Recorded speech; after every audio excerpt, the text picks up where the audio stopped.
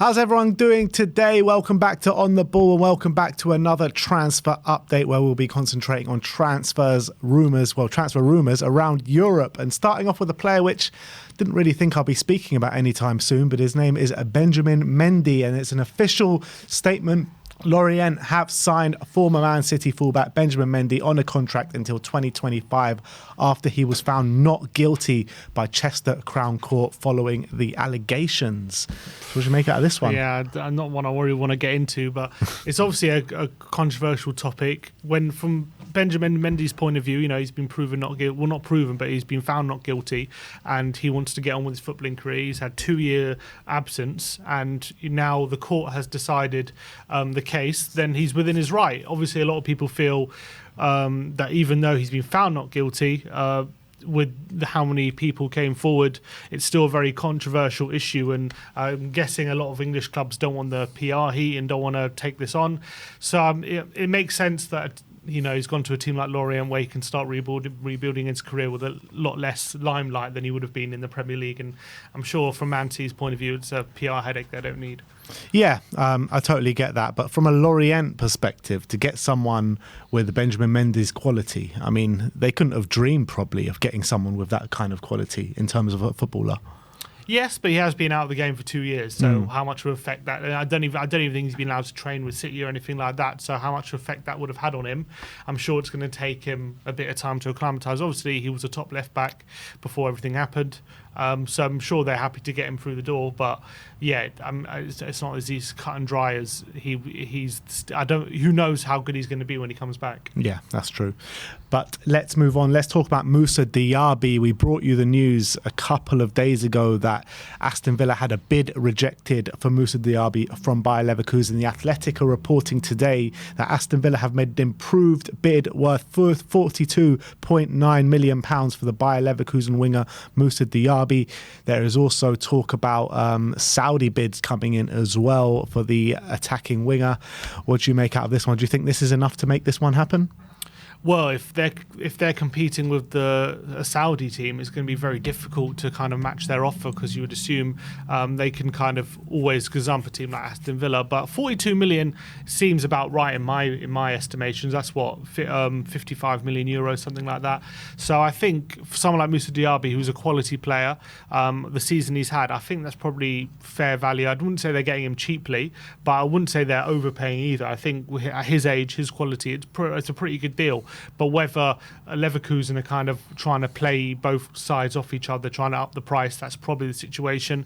Villa probably want to get this done as soon as possible, because that's a massive upgrade in their forward line. And I think in terms of their European ambitions and building on a Conference League place, Diaby represents a really big step in kind of putting down a marker like, yeah, we're here to compete. We're not just here to make up the numbers like European-wise. We want to actually improving our 7th place finish. And I think someone like Moussa Diaby would be a massive representation of that. Yeah, I mean, in terms of the talk about playing the two sides off, the Saudis and Aston Villa, I mean, it all very much depends on what Moussa Diaby wants to do. And if he's open to going to Saudi, then yeah, that's an option. But I guess if he's not open to that and wants to go to the Premier League, which is the best league in the world, then Bayer Leverkusen might not really think of those Saudi offers or take that into account too much. Yeah, but obviously if he's going to reject the Saudi offer, then it's not going to come into account. But if he's open to it, then obviously it's fair game. Yeah. Let's talk about Harry Maguire now. This is an interesting one. 90 Min are reporting this one, and they say Chelsea are considering making a move for Manchester United centre-back Harry Maguire. And this was off the back of the dreadful news of Wesley Fofana doing another ACL injury, I think, which is the second or the third one in his career, which is really horrible news, to be honest. He's a top centre-back. Do you see this one being a viable option, maybe on a short-term deal? To be honest, they could do a lot worse. I know people will laugh at it, and Maguire's become a figure of fun because of his fit form for Man United over the past couple of years. But I believe there's a good centre-back in Harry Maguire. I believe he's shown for England. He's still got his qualities. I think he's shown at times for Man United as well, especially under Ollie, that he was quite a good centre-back. And I think a lot of factors can come into play over his loss of form, loss of confidence, different playing style under Ten Hag than maybe it was under Ollie. But I do believe, like, if Chelsea were to get him on a short-term deal, they could do a lot worse than Harry Maguire, in my opinion, especially as a replacement for Fofana. I think he has a bit of leadership for a very young team as well. He brings a bit of experience. So I think if I'm a Chelsea fan, yes, when the signing's made, they'll probably get clowned on, but I don't think it'll be a terrible signing. If the signing's made. But I think, like, I said if the signing, yeah. With the centre-back options they do have without Wesley Fofana, you're looking at Badiashile, Thiago Silva, Levi Colwell. Is there another one in there as well? Chalobah. And Chalobah. I mean, take Chalobah out of it. If you go into a season with those three and Harry Maguire as maybe your fourth choice, it's not the worst thing in the world, is it? No, I don't think it's a bad option. So who knows? I mean, Thiago Silva seems to be timeless, but he is 30 or 39 now, so surely he's got to start slowing down at some point. Yeah. But if he isn't, then look, they've still got some good options there. And you would think maybe Thiago Silva and maybe the way Poch likes to play will be a bit different as the way maybe Thomas Tuchel and the previous managers like to play. Maybe not Potter. Yeah, because he was playing in a back three, wasn't he? So he had a bit more protection than he would now under Pochettino, you would assume. Yeah, exactly. Let's talk about Michail Antonio, West Ham player. Telegraph are reporting that West Ham forward Michail Antonio has held preliminary talks with Saudi club El Ettifaq. Do you think it's the right time for Michail Antonio's career to go out to Saudi? Probably. I think it's the right... Well, I don't know if... Yeah, probably. He's 30 years of age. I don't know if he's going to get any better than he has been for West Ham. I think, he's peaked at like 10 Premier League goals, something like that. And I think he's done very well to kind of dig out a career as a striker as far as he has, because he's only been a striker for 3 years or 4 years, and he's done quite well to go as far as he had, but I don't think I see him getting any better than he already is. I think for West Ham's point of view, it's probably time to move him on and try and upgrade him as much as you can. But I do go back to like a podcast appearance he made not so long ago, talking about the comparisons between him and Scamacca and how strikers play under David Moyes, and how Antonio has to fight and scrap for every single loose ball, and Scamacca's kind of just not up to that kind of job as a striker, and he much more likes to have his teams have possession and kind of get the ball to feet and not always running after chasing loose balls and things like that. So it all depends on David Moyes and what kind, if he's going to change up the way he's going to play, or if he's going to kind of replace Scamacca, or if he's going to try and cater to him. And if he is going to do that, I do believe that Scamacca's a better player than Antonio, in my opinion. Technically, he's a better finisher as well. But the way Moyes likes to play doesn't suit him. So then he needs a player like Antonio who's willing to do all the kind of faultless running kind of into channels and into blind alleys and things like that. So one part of me feels like they need a striker like Antonio to make their system work, but another part of me feels like he's not good enough if they want to improve on where they are. Yeah, I get that, but I mean, I think he's very valuable to West Ham, Michail Antonio. I think he's a player that loves the club. He's a player that works so hard on the football pitch, and he plays exactly the way that Moyes wants to play his football, or has been playing his football. And I completely agree with what you're saying. I think Scamacca is a better player than Michail Antonio, but I feel like just keeping him around might be more of value to West Ham than maybe taking a nominal fee for him. Yeah, but West Ham, look, that you saw last season in the league. I know they won the Conference League, and fair play to them, but in the league, like, they were just hitting a brick wall in terms of how they wanted to play, and I think the West Ham fans were starting to get fed up. And if they want that to continue, then by all means keep someone like Michail Antonio and keep the way they were playing. But if you seriously want to progress, first of all, I think you have to get rid of David Moyes. But even if you're keeping David Moyes, you need to start thinking of the future. And I think players like Michail Antonio, from West Ham's point of view, belong in the past. But it's not even just like as a starting role for Michail Antonio, just to be part of the squad as well, for a player that works so hard and does have some bit of quality. And he gets between 5 and 10 goals a season. And for West Ham, I don't know. It depends what West Ham are trying to achieve at the end of the day, to be honest. And when you're looking at West Ham right now with David Moyes in charge, you're probably looking at trying to get a top 8 finish, something like that, as well as maybe having a cup run. And I think to have players like Michail Antonio in the squad, maybe not having them as that out-and-out starting striker week in, week out and relying on him all the time, but I think he's a valuable member of the squad. Yeah, but if you want to improve, you take the money from Saudi and you spend it wisely. That's what I would do. Yeah, fair enough. Let's talk about Marco Verratti now. L'Equipe are saying that Marco Verratti is Atletico Madrid's priority target. The Spanish club have already entered into talks with PSG, but no offer has been sent as of yet. Liverpool and Al Hilal are also interested, and PSG would want around 80 million euros to sell the midfielder. I mean, look, we know he's a top quality player, Marco Verratti. Do you think 80 million at this stage of his career is a fair price? I mean, for his quality, yes. I think he's on his day, he's one of the best midfielders in Europe.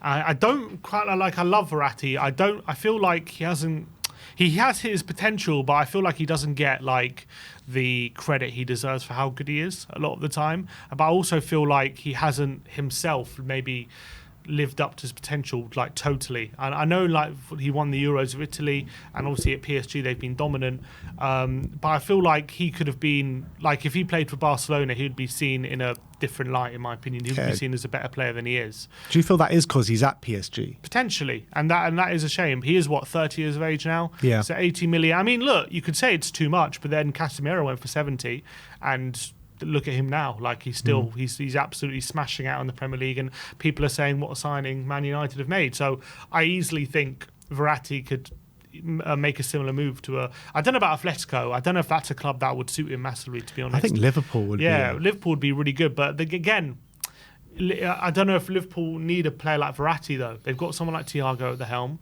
Like, they need someone who's going to play at the base of midfield in a bit of a destroyer. And Verratti, as much, I don't rate his defensive ability that highly, that he would be able to supplement McAllister and Szoboszlai effectively. So I don't know if he's the right midfielder for Liverpool right now. But I actually would take Verratti over Thiago Alcantara now, to be honest. I think they're having problems getting him on the pitch consistently. Can't seem to get a consistent run because of those injuries. And for 80 million. No, 80 million, of course, but I'm just talking about player for player. Yeah, I know, fine, Verratti's better, but they have Thiago. Like, they don't need to spend 80 million on Verratti. I reckon you could get him for less than 80 million. I reckon it's just a starting point. And I think if Liverpool could get a Verratti for between 50 to 60 million, something like that, I think it would represent a good deal. It would, but I just don't think it's necessary. I think they need a defensive midfielder who's going to take Fabinho's mantle. Yeah. And I think if they spend money on Verratti, they just spent 70 on Szoboszlai, they spent 35 on McAllister. You could argue whether they're better or not, or they're probably not as good as Verratti, but at the end of the day, they did just spend 100 million on those two, so they're going to rely on them.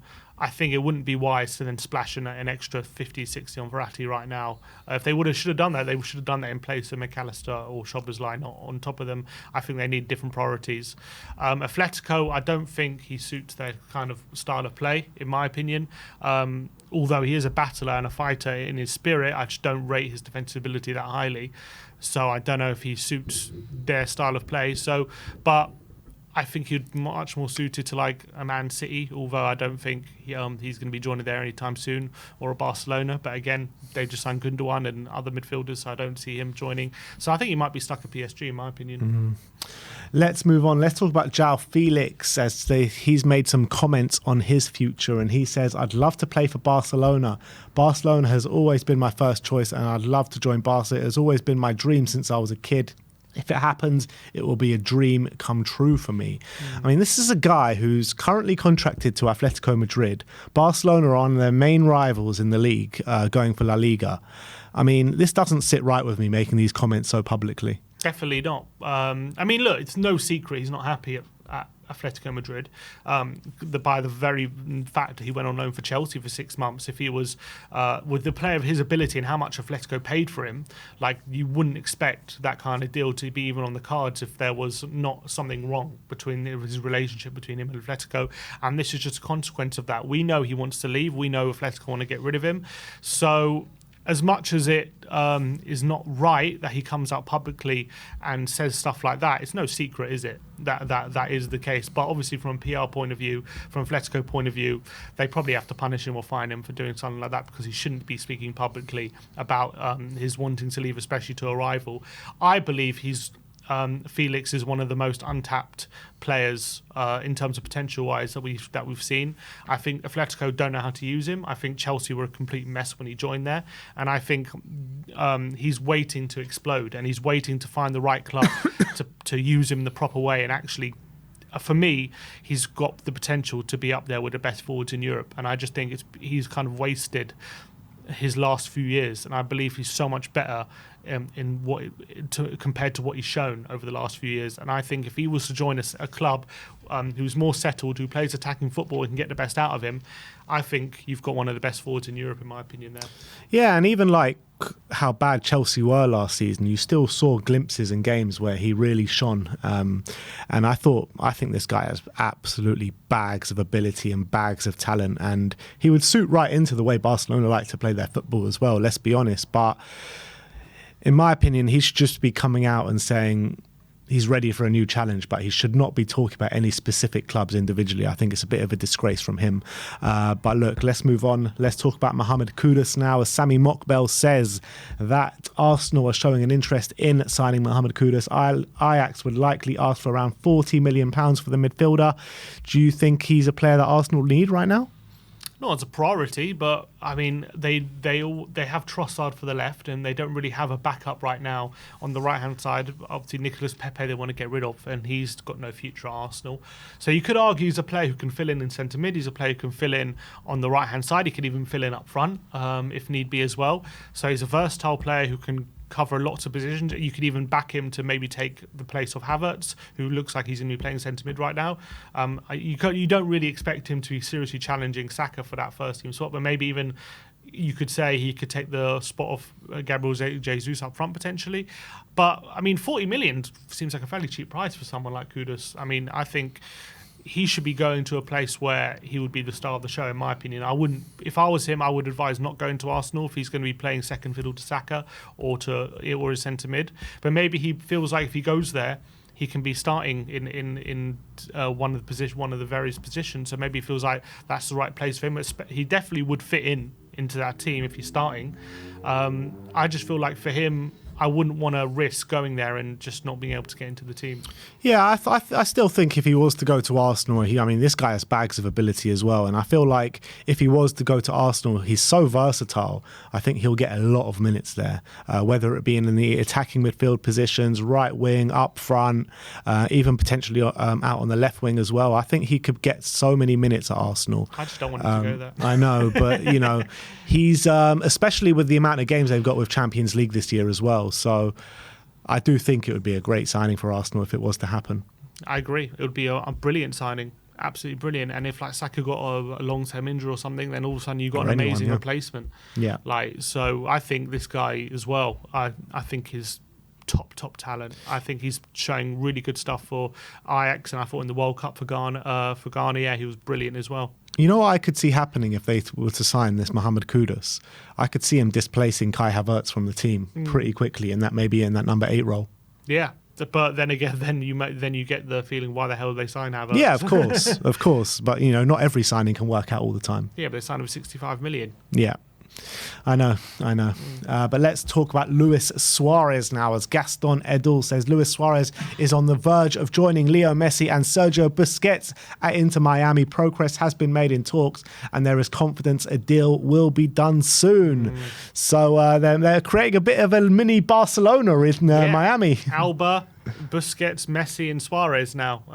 Unbelievable. And it'll be interesting to see how they'll work together at their respective ages, and if they actually just fly in the MLS. But we know Messi and Suarez are really good friends. I remember when Suarez was sold by Barcelona, Messi, that was one of the big things that made Messi want to leave, how they treated Suarez. I remember him saying at the time he really disagreed with it, and they're very, very close. So it's no surprise that Messi probably just gets what he wants over. He's like, bring my mate Suarez over, pay him a load of money. They're like, oh yeah, go on then. And so I'm sure they'll link up. I'm sure they'll score some beautiful goals together. I think Suarez is still quite a good player, to be honest. It wasn't that long ago he won the league with Atlético and was one of the top goal scorers in the league. Obviously he's aged since then, but it was it was the season after that which kind of really showed the age of Suarez. He just couldn't really get minutes, and in the team he was coming on in the last 10 minutes of games to help the team. So his legs aren't obviously the same as they were, and he did go out to Grêmio in Brazil after that. So into Miami, I'm sure will be a good move for him, and it'll good to see him and Messi linking up again. What are the chances of Neymar going there to repeat the trifecta MSN? It's just going to be a lot more money than Suarez, that's for sure. Don't worry, Bex has got it. Let's talk about the last story of the day, and it's surrounding Joshua Kimmich of Bayern Munich, and Kicker reporting that Bayern Munich are willing to sell Joshua Kimmich this summer to help fund a move for Harry Kane. Liverpool, who have been long-time admirers of the midfielder, are attentive to the situation, and this is a midfielder which they could desperately need. And imagine having those two, McAllister and Szoboszlai, backed up by Joshua Kimmich in CDM. Yeah, I mean, that's definitely more in line with what they need, more than the midfielder we were talking about before. I can't remember who we were talking about. Verratti. Yeah, Verratti. I think Kimmich is more in line with what they need Verratti. But even Kimmich, in my opinion, like, I still think that's quite lightweight. I think they need a bit more physicality, but if they can kind of create a system, which we know they can, where it's more about possession, and I don't think you can get much better technicians than Szoboszlai, McAllister backed up by Kimmich at the base of midfield. That would be midfield free, which is the envy of a lot of the Premier League teams. I don't see why. I mean, we already heard they're interested in letting Goretzka go. I don't see why they would let him and Kimmich go as well. It's a bit too much upheaval unless they've got some serious plans and bring in someone. Maybe it's one or the other, potentially. But yeah, I mean, if I'm Liverpool and I'm thinking about Kimmich or Verratti, I'll definitely go for Kimmich. Yeah, totally agree. But I think him at the base of that midfield in the number 6, I think it would work wonders, to be honest. I really think it would. And him with those other two midfielders that you're talking about, you're talking about a completely transformed midfield in one summer, because we all saw the frailties that they had in their midfield last season, and it really punished them. The way they finished the season was great, but throughout the whole season it was actually really bad, and they needed massive upheaval in that midfield, and it feels like they just need one or two pieces now, and the midfield jigsaw is completely complete. But look, that is your transfer update. Thank you everyone for joining us today, and we'll see you all next time.